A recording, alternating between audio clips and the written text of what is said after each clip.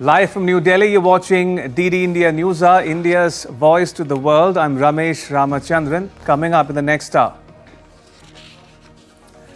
Prime Minister Modi addresses West Asia situation in his monthly radio broadcast Mann Ki Baat, calls for unity, says we will come out of it together. Iran accuses the US of secretly plotting ground operation despite diplomatic efforts as a US warship reaches the Gulf with troops on board. Ukraine's President Zelensky reaches Jordan after signing defense pacts with the UAE and Qatar, agrees to share drone expertise with Gulf countries. And Karnataka swimmers excel at the Khelo India Tribal Games. Manikanta leads the charge with 2 golds and 1 silver.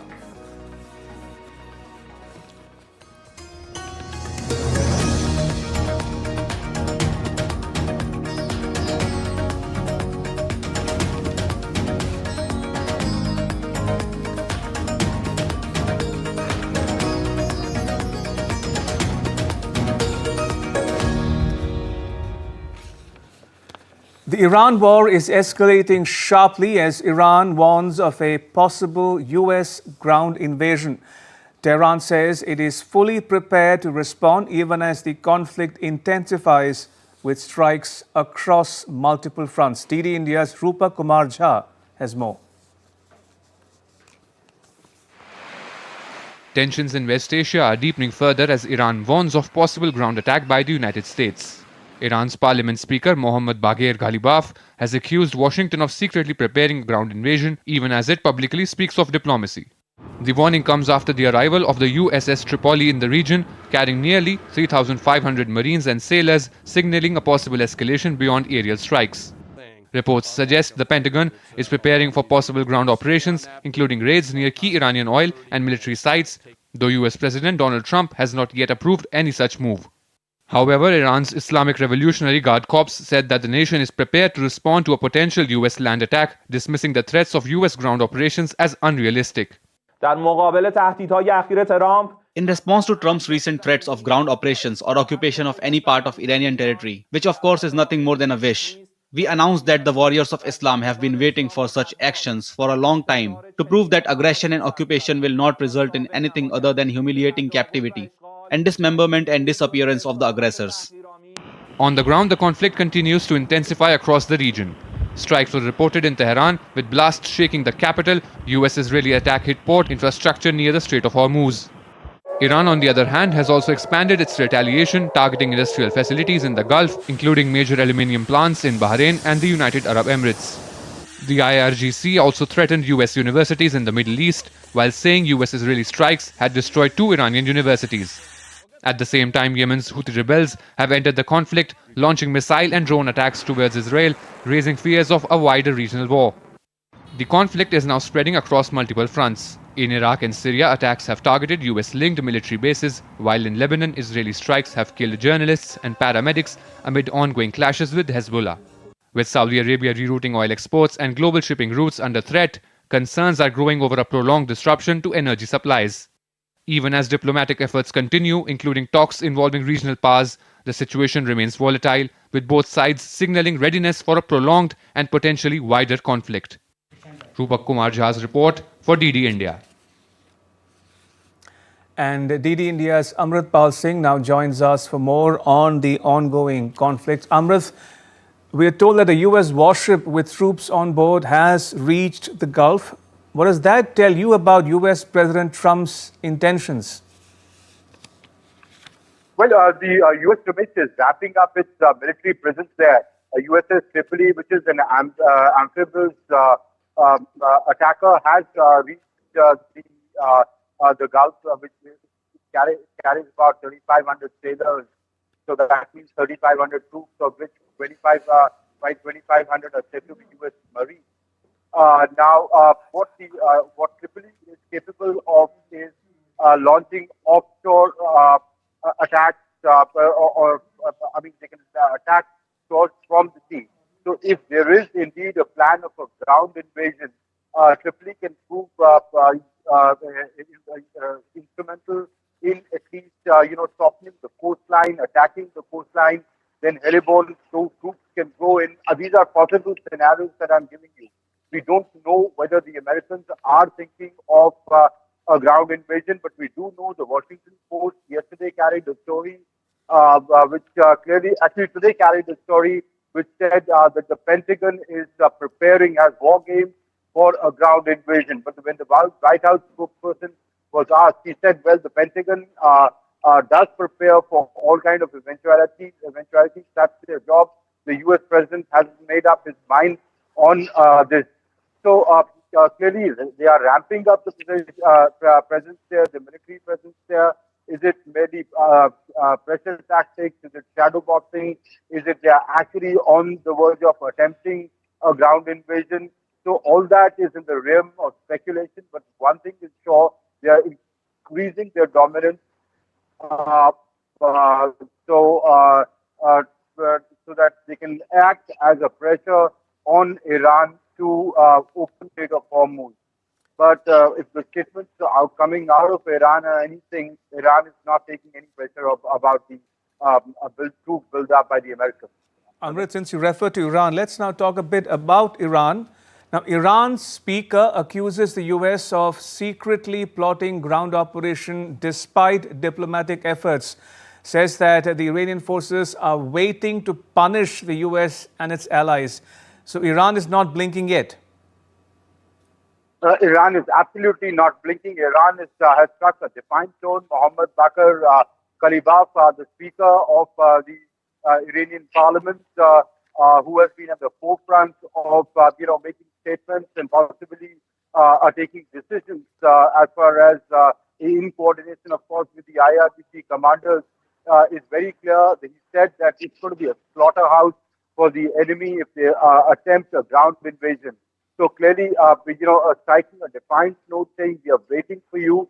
The kind of presence that the Americans have in the Gulf right now, the military presence is not enough for a ground invasion. They will have to ramp it up because Iran is really, geographically speaking, very, very big. Unless they're just looking at capturing small islands in the Persian Gulf, possibly Kurds, but even for that, military analysts say they would need about 10,000 troops.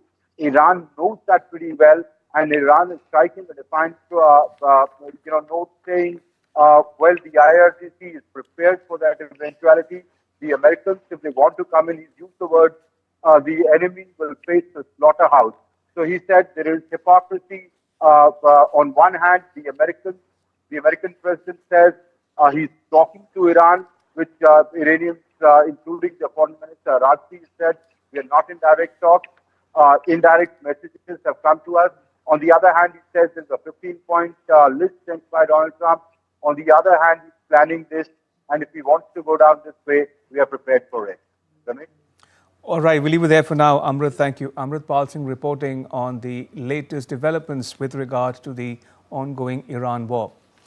Now, India remains vigilant and fully prepared to respond to any emerging challenges arising from the evolving global situation.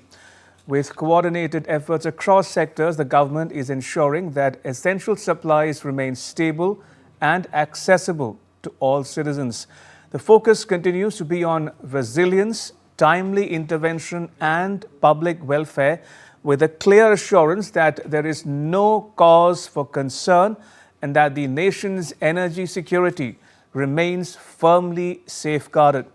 The next report tells you about the steps taken by India for energy supply and resilience amid the ongoing West Asia crisis. Amid the evolving situation in West Asia, India is maintaining a continuous oversight and implementing appropriate preparedness and response measures to ensure stability across key sectors. Underlining the global energy crisis, PM Modi in his Mann Ki Baat radio address said that India is facing the circumstances with resilience in the prevailing grim situation.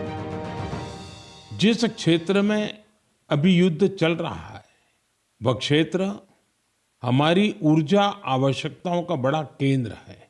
इसकी वजह से दुनिया भर में petrol और diesel को लेकर संकट की स्थिति बनती जा रही है।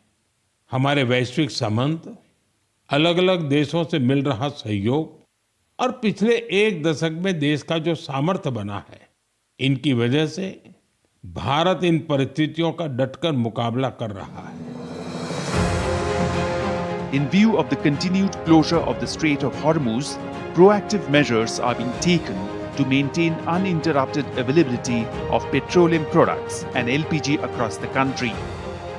All refineries operating at high capacity with adequate crude inventories in place. India is maintaining sufficient stocks of petrol and diesel. Domestic LPG production from refineries increased to support domestic consumption. All retail outlets operating normally across the country. India has reduced excise duty on petrol and diesel by 10 rupees per litre. India has imposed export levy of 21.5 rupees per litre on diesel and 29.5 litres per litre on aviation turbine fuel to ensure availability of these products in the domestic market. The government has once again urged the people not to believe in rumours and said that there are adequate stocks of petrol and diesel available at all petrol pumps in the country. अफवाहों पर विश्वास न करें और panic buying से बचें। मैं ये भी बताना चाहती हूं कि पेट्रोल और डीजल के प्राइस में कोई बढ़ोतरी नहीं की गई है। अतः मेरा आप सभी से आग्रह है, कृपया अफवाहों पर ध्यान न दें। Consumers have been prioritized with 100% supplies to domestic piped natural gas or DPNG and CNG transport. Supplies to industrial and commercial consumers connected on grid is at 80% of their average consumption. City gas distribution or CGD entities have also been advised by the Government of India to prioritize PNG connections for commercial establishments.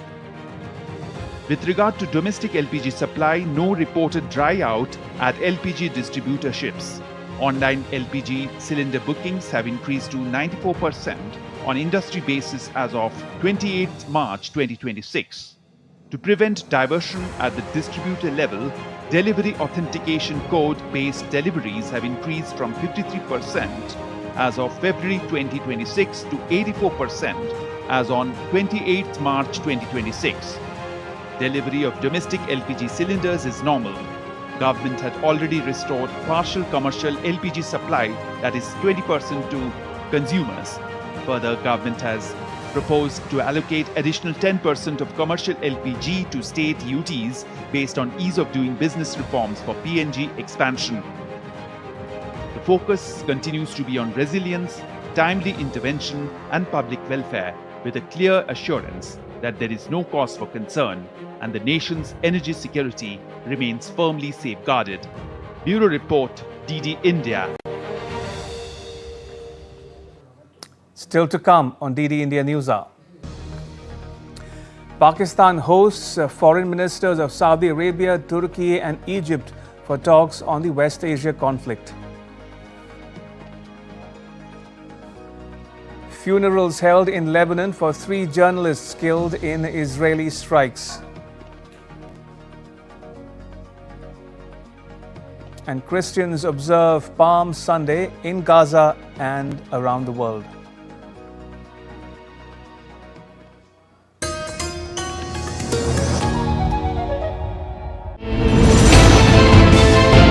Geopolitics and trade deals. Economic challenges amid development. Hard work and the path to prosperity. It's the economy always. Between walkers, money is what money does and says. Supply creates its own demand. Between the bulls pulls and bears tears. When supply chains globalization and India rises to the podium. We'll get you centered with the economic brief at 8 p.m. every Thursday on DD India.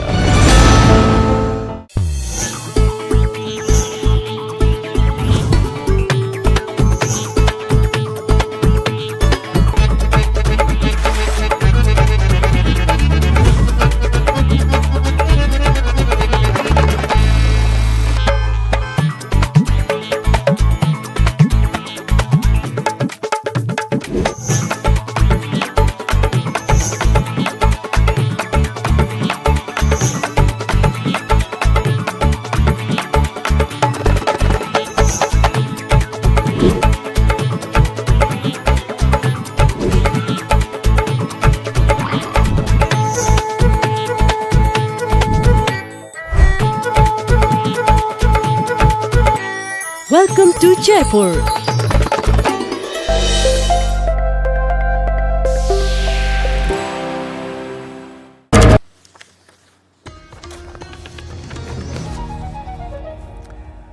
Welcome back. You're watching DD India News Hour. I'm Ramesh Ramachandran. Ukraine is strengthening defense ties with Gulf countries. It has signed agreements with the UAE and Qatar, among others. As tensions rise in West Asia, Kyiv has sent over 200 drone experts to the region. DD India's Adamya Mishra brings us more. Ukrainian President Volodymyr Zelensky met with his country's military personnel during his official visit to the UAE on Saturday. The move comes as Kyiv deepens security ties with West Asia. As tensions rise in the Gulf, Ukraine has agreed to cooperate with the United Arab Emirates and Qatar, with President Volodymyr Zelensky traveling to both countries discussing energy and defense cooperation. We are basically discussing several areas. The first area is weapons, manufacturing, exchanging expertise, and exchanging scarce resources that one country lacks but the other has. The second area is long-term energy cooperation. Zelensky also said that the deals he signed with Gulf nations envisage a decade-long cooperation on defense, including establishment of joint production lines. We have already signed the agreement with Saudi Arabia, and we have just signed a similar 10-year agreement with Qatar. We will also sign a 10-year agreement with the UAE. On Sunday, the Ukrainian president arrived in Jordan for important meetings in relation to his Gulf cooperation. Zelensky said that security is the top priority and it is important that all partners make necessary efforts towards it.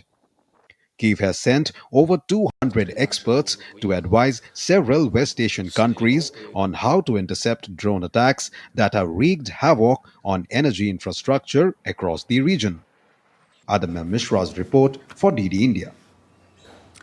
Now, Pakistan on Sunday hosted foreign ministers from Egypt, Turkey and Saudi Arabia in Islamabad to discuss de-escalation in the Gulf as the West Asia war involving the US, Israel and Iran enters its second month. The meeting, led by Pakistan's Foreign Minister Ishaq Dar, focused on diplomatic efforts to ease tensions and explore mediation avenues. The talks came a day after Prime Minister Shehbaz Sharif spoke with Iran's President Masoud Pezeshkian.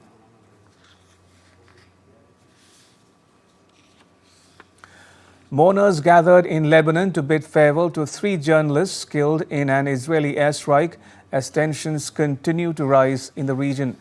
Among those killed were 2 reporters and a camera person. Israel said that the strike targeted a reporter named Ali Shaib, allegedly having links to Hezbollah, while also acknowledging for the first time that a journalist had been killed in its operations in Lebanon. Pope Leo on Sunday delivered a message against war as the West Asia conflict enters its second month. Addressing crowds at St. Peter's Square during Palm Sunday, the Pope described the Iran war as atrocious. He called for an immediate ceasefire. He urged world leaders to pursue peace and reconciliation.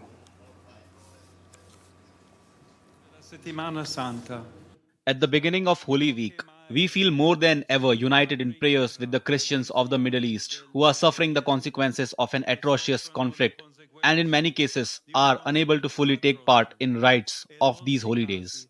Let us raise our supplication to the Prince of Peace that he may sustain people wounded by war and open concrete paths of reconciliation and peace.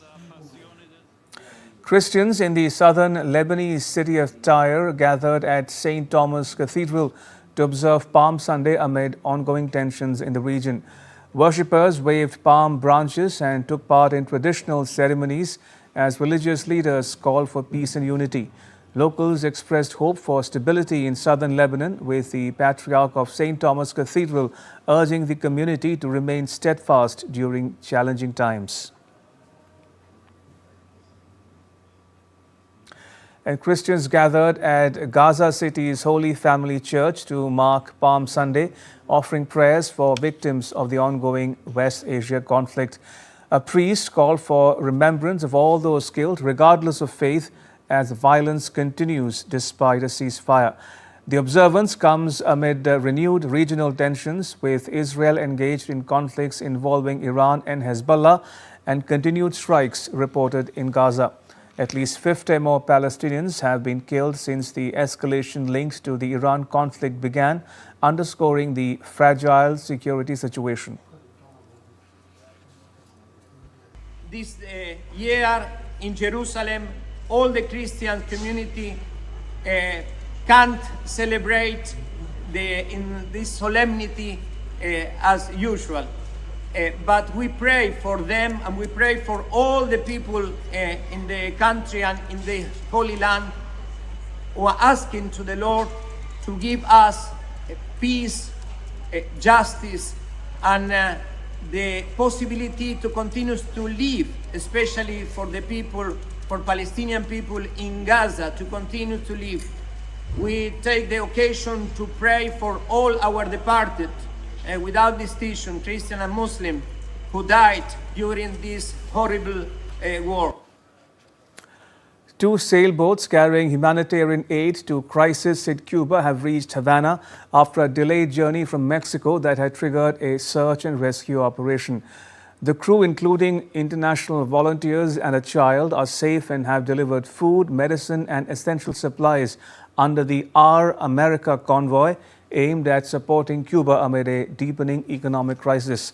The boats took a longer route because of strong winds and lost contact because of technical issues before being located and assisted. The convoy has delivered over 50 tons of aid even as tensions continue over the U.S. blockade on Cuba. A clash broke out between police and supporters of the Communist Party of Nepal Unified Marxist-Leninists in the country's capital, Kathmandu, on Sunday. It left one protester injured as demonstrations intensified over the arrest of the party's chairperson and former Prime Minister KP Sharma Oli, alongside former Home Minister Ramesh Lekhak. Protesters gathered in Mighty Ghar and condemned the move by the new government led by Prime Minister Balendra Shah as vindictive, biased and unlawful. The CPN-UML leader was detained from his Bhaktapur residence and later admitted to hospital. He's attending court hearings via video link under medical care, while former Minister Lekhak remains in custody.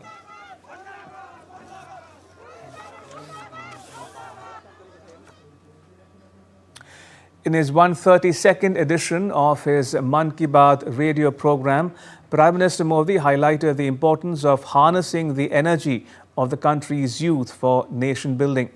He said that initiatives such as Mera Yuva Bharat play a crucial role in channelizing that potential.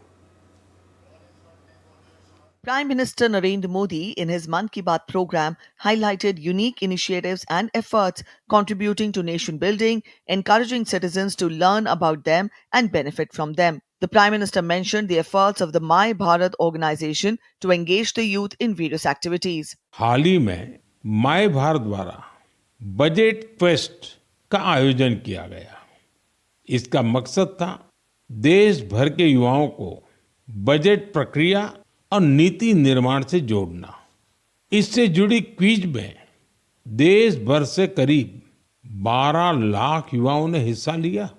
Quiz के बाद करीब 1,60,000 प्रतिभागियों को निबंध प्रतियोगिता के लिए चुना गया। मुझे इनमें से कुछ निबंध पढ़ने का अवसर भी मिला।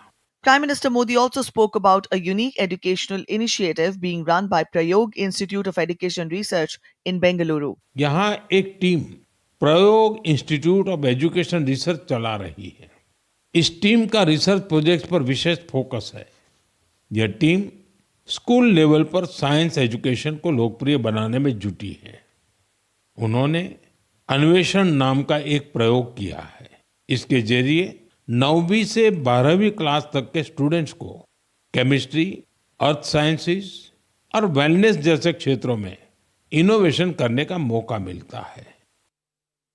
Prime Minister Modi was very impressed by the water conservation initiatives of farmers in Chhattisgarh who created small recharge ponds in their fields and by the Soak Pit initiative in Mudigunta village, Mancheriyal district, Telangana, considering it an effective step to improve groundwater levels. यहाँ के किसानों ने अपने खेतों में छोटे छोटे recharge तालाब और सोखता गड्ढे बनाए, जिससे बारिश का पानी खेतों में ही रुकने लगा और धीरे धीरे वह जमीन के अंदर जाने लगा। आज इस क्षेत्र के 1200 से अधिक किसान इस मॉडल को अपना चुके हैं और गांव का ग्राउंड वाटर लेवल बहुत बेहतर हो गया है।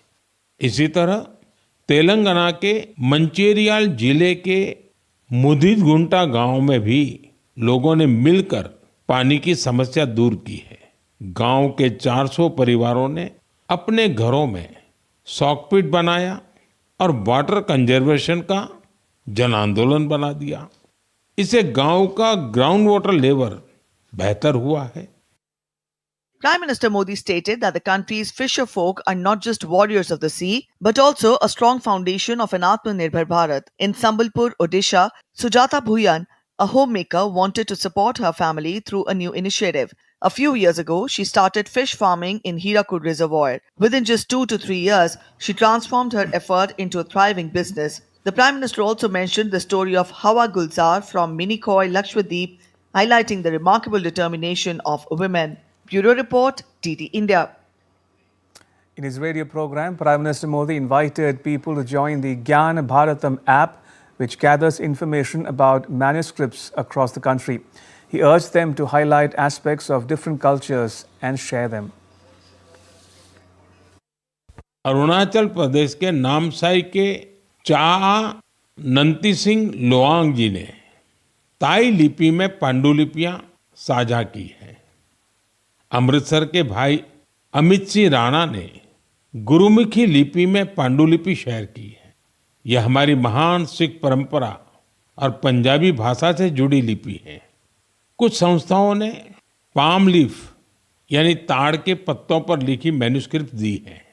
राजस्थान के अभय जैन ग्रंथालय ने कॉपर प्लेट्स पर लिखी बहुत पुरानी पांडुलिपियां शेयर की हैं। वहीं लद्दाख की हेमिस मॉनेस्ट्री ने तिब्बती में बहुमूल्य पांडुलिपियों के बारे में जानकारी दी है। Vice President C.P. Radhakrishnan addressed the National Consultation on Tele-law initiative organized by the Ministry of Law and Justice under the Disha scheme in New Delhi. He described the Tele-law initiative as a powerful tool to democratize legal services. The Vice President emphasized the need for focused efforts to ensure last-mile delivery of legal aid, particularly for women, rural populations and marginalized communities. The Tele-law initiative also stands as a powerful example of how technology can be leveraged to democratize the legal services. The pre-litigation Tele-law services will also go a long way in reducing the burden of unnecessary litigation by addressing disputes at an early stage. Timely legal guidance approaching the courts will make individuals better equipped to understand their rights, obligations and possible outcomes. And still to come on DD India Newshour. An expert take on the Iran war, which completes a month on Sunday.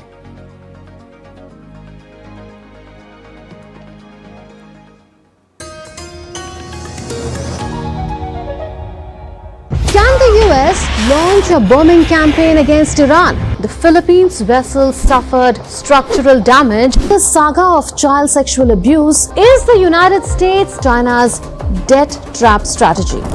Truth is stranger than fiction.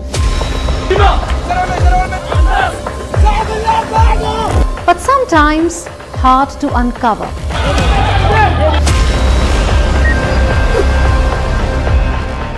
Trust us to tell the truth, unadulterated and pure, of every story that matters to you. Exactly what to save your.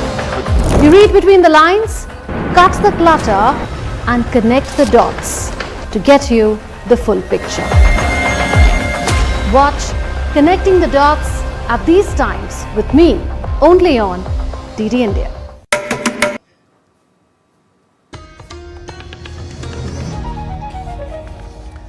Welcome back. You're watching DD India News Hour. I'm Ramesh Ramachandran. A quick recap of the headlines. Prime Minister Modi addresses West Asia situation in his monthly radio broadcast, calls for unity, says we'll come out of it together.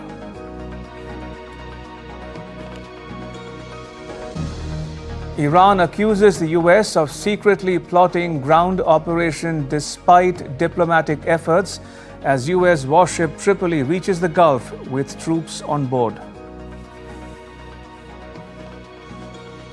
Ukraine's President Zelensky reaches Jordan after signing defense pacts with the UAE and Qatar, agrees to share drone expertise with Gulf countries. And Karnataka swimmers excel at the Khelo India Tribal Games. Manikanta leads the charge with 2 golds and 1 silver.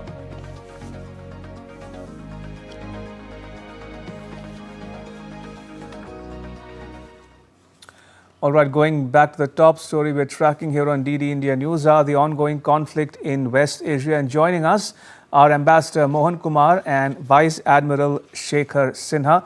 Ambassador Kumar is a former Indian envoy to Bahrain and France, and Vice Admiral Sinha, who retired from the Indian Navy, is a former Chief of the Integrated Defence Staff. Gentlemen, welcome to DD India News Hour. Good to have a diplomatic and military perspective on the ongoing conflict. To you first, Ambassador Kumar, it's day 30 of the Iran war, and the US is nowhere close to declaring a decisive victory, let alone ending the war. Where do you think the war is headed? Thank you very much, Ramesh. No, this is turning out to be unpredictable in many, many ways. Many of us thought that 4 to 5 weeks was the maximum. I still hope that is the case, but it is impossible to know what is going on. The two sides are not talking directly. So the best that they are doing is what is known as indirect talks, sometimes mediated by or taking place in Pakistan. At other times, Oman seems to be carrying messages back and forth. So frankly, at this stage, it's very hard to say. Even today, US-Israel have bombarded infrastructure in Iran, and Iran has actually bombarded or sent ballistic missiles into the Gulf countries, especially UAE and Bahrain, a place where I spent 4.5 years. The largest aluminum smelter plant is in Bahrain, and that appears to have been damaged. So on the one hand, the war is showing no sign of ending. There is no ceasefire, and yet there are diplomatic moves behind the scenes. So if you are an optimist, you will wait till 6th of April because President Trump has announced the date of 6th of April as the time for opening up of the Strait of Hormuz. Or if you are not an optimist and you go by current indications, then you will have to say the war is only halfway through. So we are looking at a long haul. I'm going by the Secretary of State Marco Rubio's statement that we are not talking months, but we are talking weeks. But even if you're talking weeks, the question you have to ask yourself is whether we can afford, whether the global economy can afford 4 more weeks of this. Because the Brent prices have already passed $100, and if it continues for 4 weeks, I suspect it will hit the all-time high of 130, 140, right. And then all bets are off for the global economy. Absolutely. Vice Admiral Sinha, the Houthis of Yemen joined the Iran war on Saturday. They've since begun attacking Israel. How does it change the war dynamic? Thank you, Rameshji, for getting me on your program. Welcome. You know, it really intensifies the problems of every country in the world, because if the Houthis are attacking the Israelis from there, it's only a matter of time that you will find that the Houthis will start attacking American and Israeli ships which are passing through the Red Sea and Gulf of Aden. and that's about almost 10 to 12% of the world's traffic, including oil, is passing through that area, and about 20% through the Straits of Hormuz. So we are looking at a very big economic impact on every country, not only on India. Coming back to what they are doing to Israel, I'm sure the Israelis are going to return it back in kind. And if it does not, then possibly even the Americans will start shooting the Houthis in Yemen. Let me take the question to you as well, Ambassador Kumar. Now, I don't want us to get ahead of ourselves, but the Bab al-Mandab is a narrow, strategically vital waterway. It is located near Yemen. It connects the Red Sea to the Gulf of Aden and the Indian Ocean. So it serves as the southern gateway to the Suez Canal, which is making one of the world's most important maritime choke points for global trade and energy. Assuming the Houthis have the wherewithal to close it, Ambassador Kumar, what would the consequences of a simultaneous closure of both the Strait of Hormuz and the Bab al-Mandab be for the world economy that's already reeling from the shock of war? That would be an unmitigated disaster. There is no other way to sugarcoat the situation. It would be terrible because right now, as you know, because the Strait of Hormuz is closed, the Saudis are able to use the east-west pipeline. And then the UAE is able to use the Fujairah port.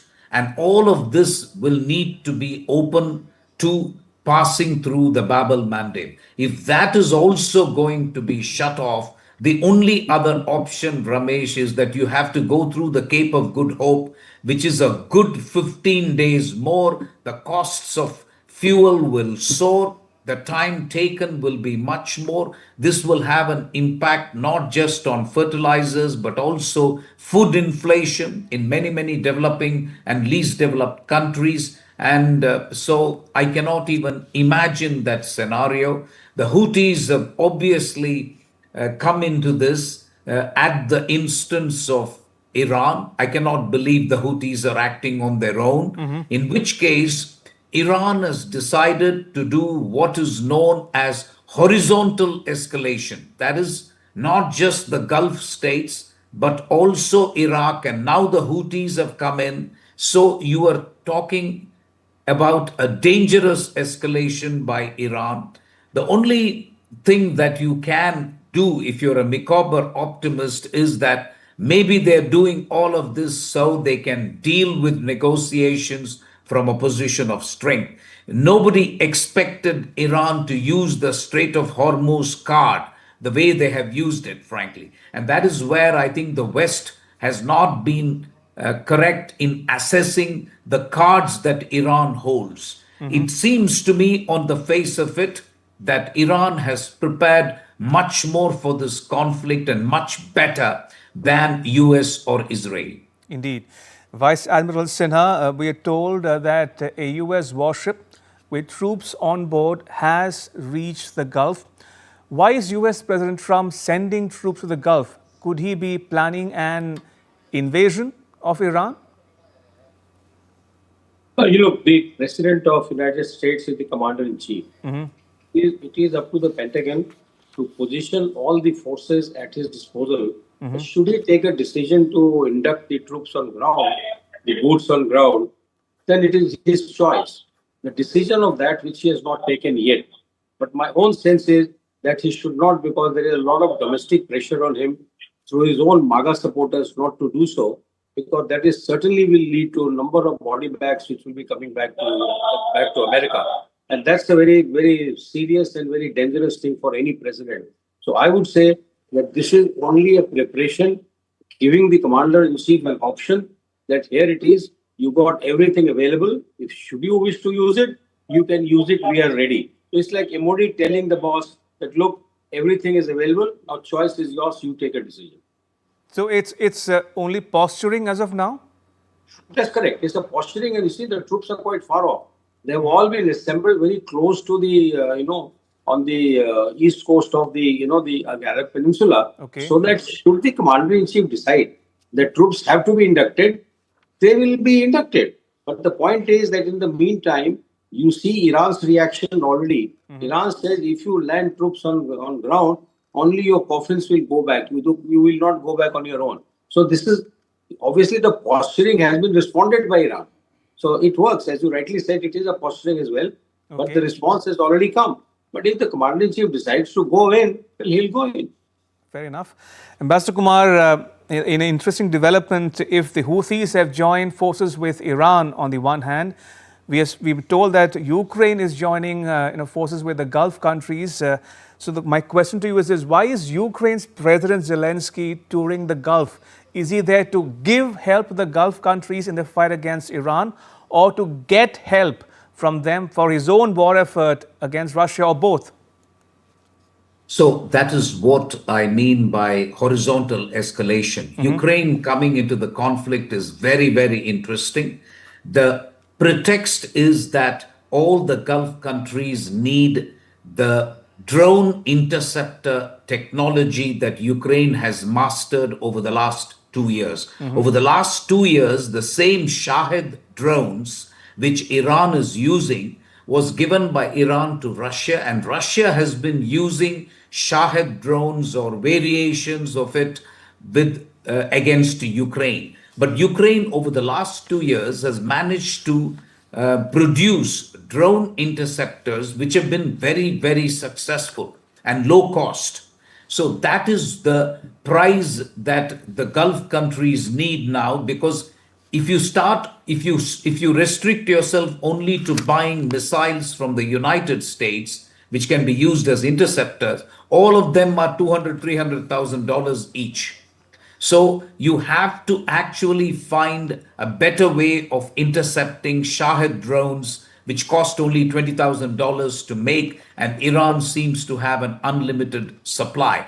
But it would be naive to think that Mr. Zelensky has gone only to help the Gulf states intercept the drones from Iran. Obviously, he's seeking money. He needs money for reconstruction. He needs money for buying more weapons. And he knows the Gulf countries have money. So it's a real bargain, if you like. The Gulf countries need the technology from Ukraine. Ukraine needs money from the Gulf countries. So it suits both of them. And that is a smart move by Zelensky to undertake a trip to the Gulf.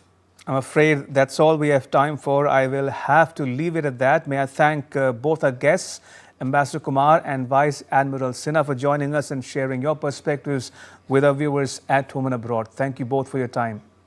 Appreciate it. And still to come on DD India Newshour. Protests against the Football World Cup rock Mexico's capital.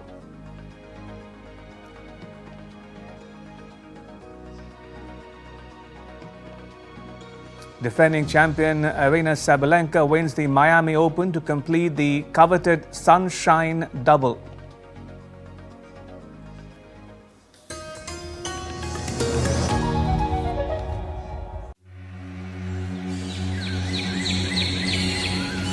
Near the heart of India,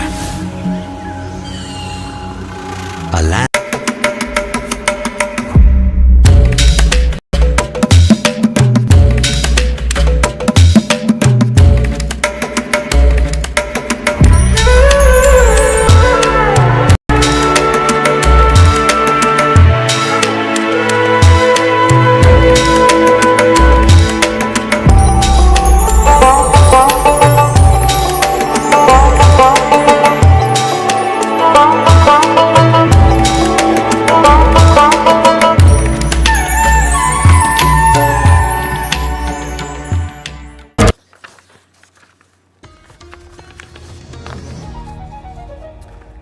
Welcome back. You're watching DD India Newshour. I'm Ramesh Ramachandran. Commerce and Industry Minister Piyush Goyal engaged in a discussion with Dr. Ngozi Okonjo-Iweala, Director General of the World Trade Organization, on the sidelines of the WTO's 14th Ministerial Conference in Cameroon. Taking to social media platform X, Minister Goyal described the interaction as valuable discussions acknowledging the continued efforts of the WTO chief in building consensus among member nations for a successful outcome of the ministerial conference. Earlier, Minister Goyal met with ministers and ambassadors of the Africa Group members on the sidelines of the WTO's 14th Ministerial Conference in Cameroon. The discussions reaffirmed the deep-rooted civilizational and historical ties besides trade relations. Leaders exchanged views on enhancing trade between India and Africa and the MC14 agenda. They held talks on investments, including expanding India's investments in Africa. A measles outbreak in Bangladesh has claimed the lives of at least 21 children in March, with infections reported across multiple districts including Dhaka and Chattogram. Hospitals, especially in Dhaka, are struggling with rising cases as the highly contagious disease spreads rapidly. Health experts link the surge to gaps in vaccination coverage, with no nationwide measles rubella campaign since 2020 and shortages of vaccines and health workers alike. Authorities warn that without urgent action, the outbreak could worsen and put more children at risk.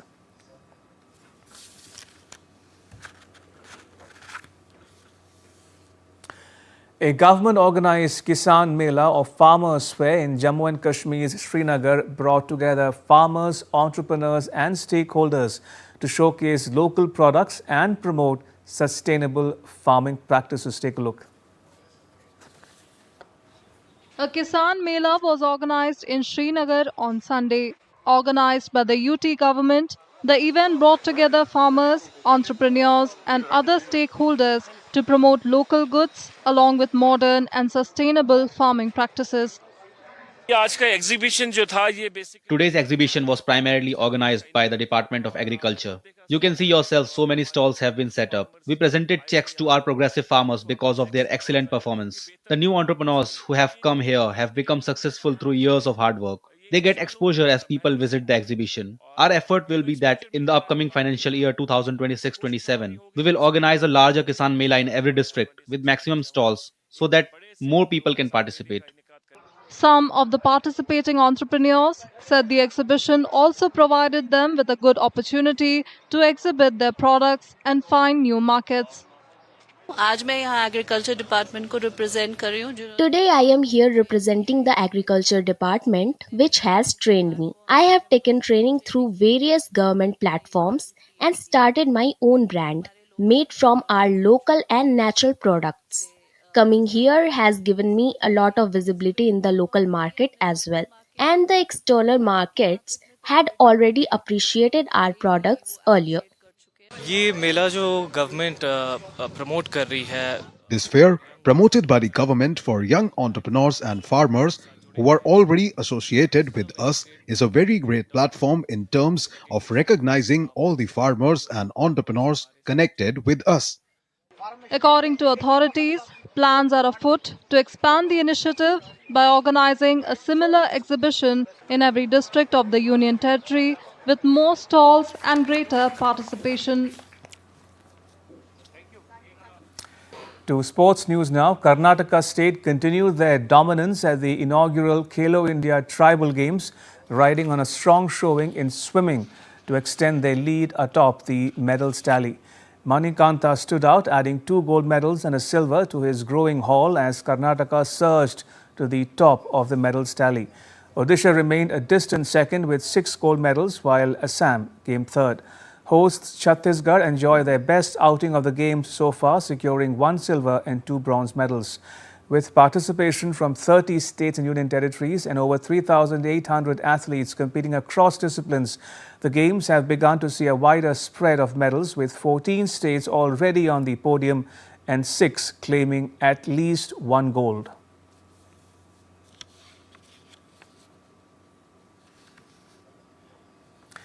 The Khelo India Tribal Games is being hosted by Chhattisgarh. It features more than 2,500 athletes competing in 7 sports. The games, which are aimed at nurturing local talent, are being held across the cities of Raipur, Jagdalpur and Sarguja. DD India's Somesh Patel reports. Raipur, Jagdalpur and Ambikapur. 3 cities, 1 goal and thousands of dreams. Around 3,800 athletes from different states are participating in these tribal games organized in Chhattisgarh, displaying exceptional talent and determination. Be it the precision of archery, the speed of athletics, the skill of football, or the strength of kabaddi, every sport reflects a new wave of energy and enthusiasm.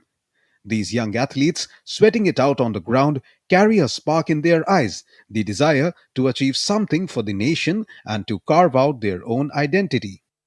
One of the most inspiring aspects of this event is the strong participation of women athletes. Coming from remote forest regions, these young women are proving that with the right opportunity, they can reach the highest levels. I do really like the hospitality of Chhattisgarh, and I want to thank the government of Chhattisgarh for providing us with this type of hospitality. This is not just a sporting event, it is also a celebration of culture. Alongside the competitions, Chhattisgarh's rich tribal heritage, traditional attire, and folk dances are adding a vibrant cultural dimension, turning the event into a grand festival. The Khelo India initiative is proving to be a milestone for tribal youth across the country. The Khelo India Tribal Games in Chhattisgarh have emerged as a beacon of hope for thousands of young athletes striving to join the mainstream through sheer hard work. This event stands as a testament that when given the right platform, talent knows no geographical boundaries. In Chhattisgarh, Khelo India is providing a new platform for talent where tribal youth are new making their mark across the country through their sporting skills. For DD India, Somesh Patel, Chhattisgarh. Jindal Panther clinched a dramatic 9-8 win over Jaipur Achievers to win the Northern India Polo Championship at the Jaipur Polo Grounds in New Delhi. Jindal Panther clinched the win in an edge-of-the-seat thriller, overcoming a 3-goal deficit in the end moments. Member of Parliament and polo player Naveen Jindal, along with Wangri Zavaleta, led the charge in the 6th chakkar to seal the win. Zavaleta was adjudged man of the match for his all-round performance. Panthers' captain Naveen Jindal expressed his excitement following the win, describing it as a great contest and saying that he is thrilled to take home the title. आगे बढ़ गई थी और 8-5 से हम trail कर रहे थे जब हम आखिरी चक्कर में गए और जो हमारा जो हुआन जेवलेटा है उसने मेरे को कहा कि हम इसको कर सकते हैं। मैं कहा चलो करते हैं, लेकिन मुझे इतना विश्वास नहीं था। मुझे लग रहा था मुश्किल है, अब 3 गोल लास्ट में जाके स्कोर करना, वो लोग कोई हाथ पे हाथ रख के तो नहीं बैठे रहेंगे। और हमें जो है फिर बाद में हमारी टीम बहुत अच्छा खेली जिससे हमारी जीत हुई और मैं समझता बहुत ही अच्छा मैच था। दोनों टीम्स बहुत अच्छा खेली और सभी लोग बिना किसी चोट के, बिना कोई घोड़े चोट के, सब कुछ अच्छा मैच रहा, बहुत रोमांचक मैच रहा दर्शकों के लिए, तो मुझे इस बात की बहुत खुशी है। Protesters transformed a highway in Mexico's capital into a makeshift football pitch, playing impromptu matches to denounce preparations for hosting this year's FIFA World Cup. Mexico will serve as a co-host for the World Cup along with the US and Canada. Protesters voiced opposition to World Cup preparations, which they believe are neglecting the city's fundamental needs. The demonstration took place on a major ring road where participants donned Mexico national team uniforms.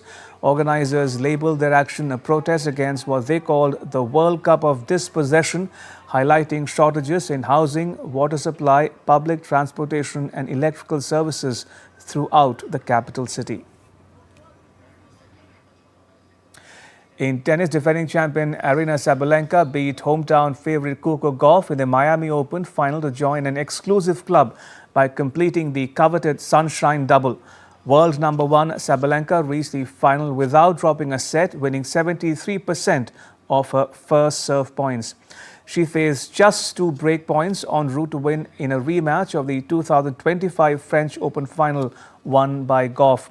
Sabalenka is only the 5th woman to win the Indian Wells and Miami titles back-to-back. The win marks the 24th WTA singles title and 30th overall crown of Sabalenka's career, including 6 in doubles. And that's all for this edition of DD India Newshour. You can get the latest news on the DD India mobile app on both Android and iOS platforms. Scan the QR code to download it.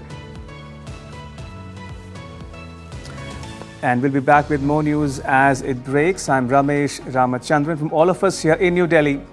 Thanks for watching DD India News Hour.